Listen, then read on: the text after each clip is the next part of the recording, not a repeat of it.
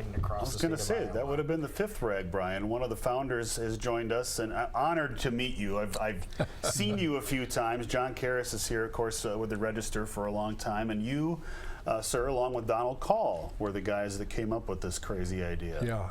Yeah. How in the world did you guys come up with this idea? Well, we didn't even come up with the idea at all. Really, our whole effort, our whole goal was to try and ride across the state and get the Register to pay our expenses.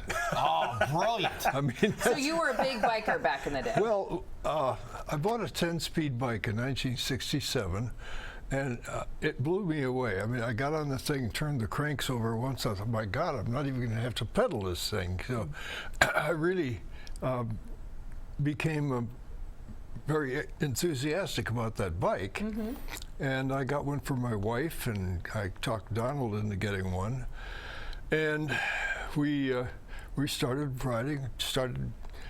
We started exploring Iowa's backcountry roads, because Iowa has an incredible system of farm roads, mm-hmm. farm to market roads, and they are paved. There's very little traffic, and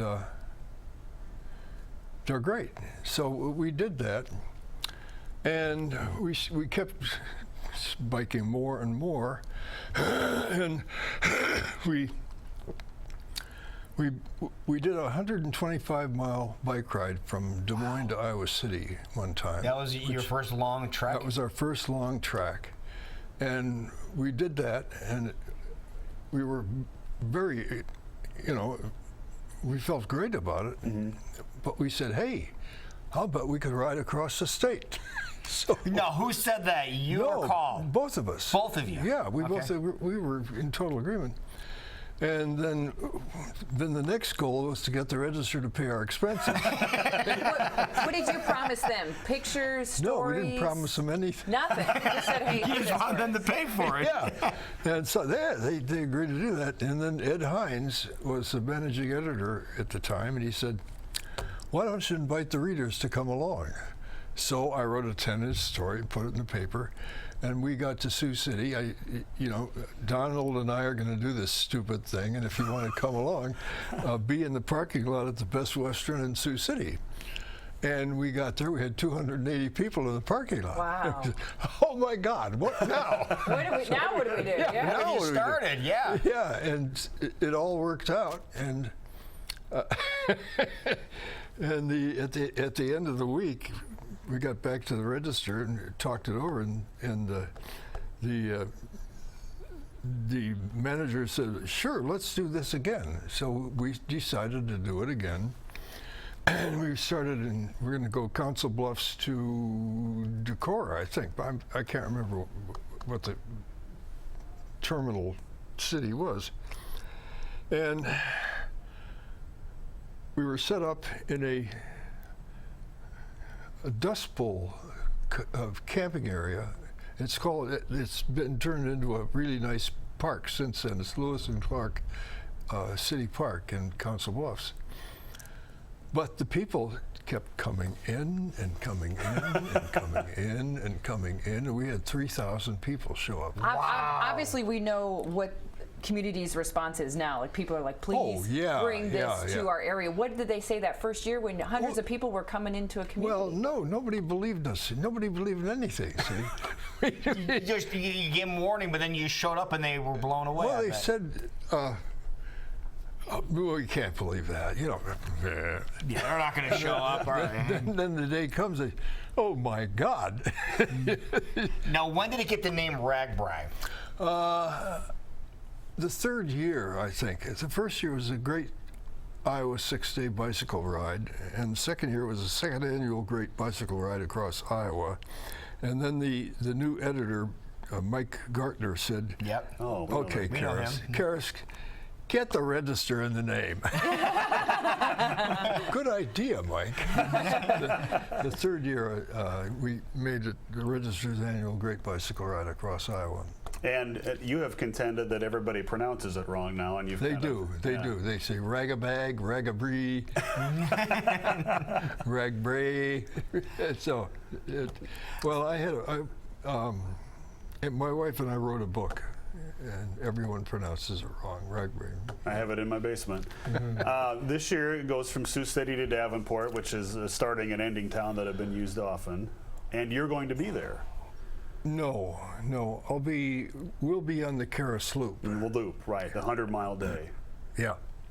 And your wife is going to hand out patches to people. And Carol Mullendorf will hand out patches. Gotcha. And I will hug all the sweaty girls. Good for you. I want to have their picture taken Well, with me. I want to thank you personally, because this is my Christmas every year. I love RAGBRAI, and I'm sure a lot of people would echo that sentiment. And I credit RAGBRAI, too, with the bike culture that we have here now to a great extent, because we have all these cyclists now in Central Iowa. We have this wonderful trail system, and it keeps getting better. I know. And I think RAGBRAI has a lot to do with that. I think it does too, but I don't take any credit for it. Well, you should take a boatload of credit for it, because if it wasn't for your and Donald's incentive and initiative to take it and ride from one side of the state to the other, this never would have happened. I know that. Yeah. But it's a marvelous. It's just a terrific event. Is there anything that surprised you over the years, from that first year that you guys rode to today, that's amazed you about this event? There are a lot of things that amazed me, yeah. The beauty of the state. From a bike seat, you can drive through Iowa and you don't see anything. It's nice country. On a bicycle, it's gorgeous. It's absolutely gorgeous. And you feel every hill, of course. Right. And the only area of the state that's really flat is the northwest corner. Everywhere else is hilly. Are you familiar with the Wisconsin glacial? Yep. Yeah. The driftless area. Well, the State House is on the terminal moraine. So the hill that the State House is on and the hill that the governor's mansion is on, I think, are where that last glacier stopped 10,000 years ago. It's a terminal moraine, And so from there, when this thing started to melt, all those streams flowed down out of there, and so you go across the southern part of the state, and it's incredible. People say Iowa's flat. It ain't flat. Not on a bike. Not on a bike. A bike will prove it. No, yeah. And it's gorgeous country.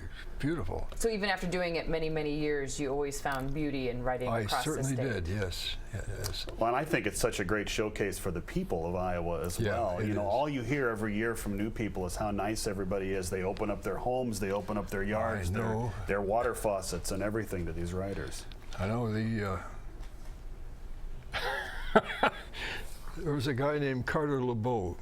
He was from Davenport, and he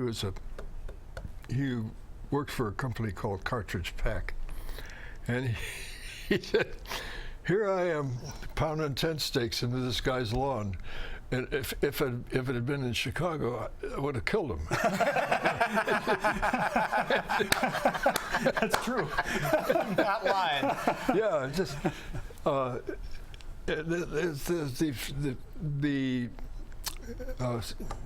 can't think of the term. The friendliness of the people of the state is just overwhelming. The reception that everybody gives RAGBRAI is amazing. There was a couple of kids. This is early on, and they needed to get their bike to a bike shop because something had happened to it. And they were in this lady's yard, and she said, here, take my car. We can't take your car. Oh, come on, take her. Give them really? She gave these kids a car to take the bike into the town where there was a bike shop. And this is common. I mean, it's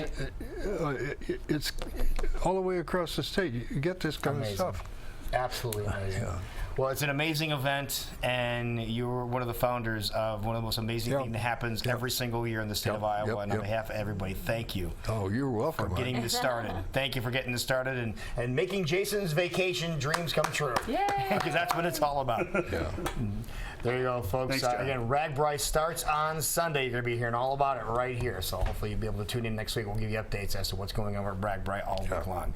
Wonderful. Thank you so much for coming in. Very nice to meet you, sir. Thank you. We'll be right back.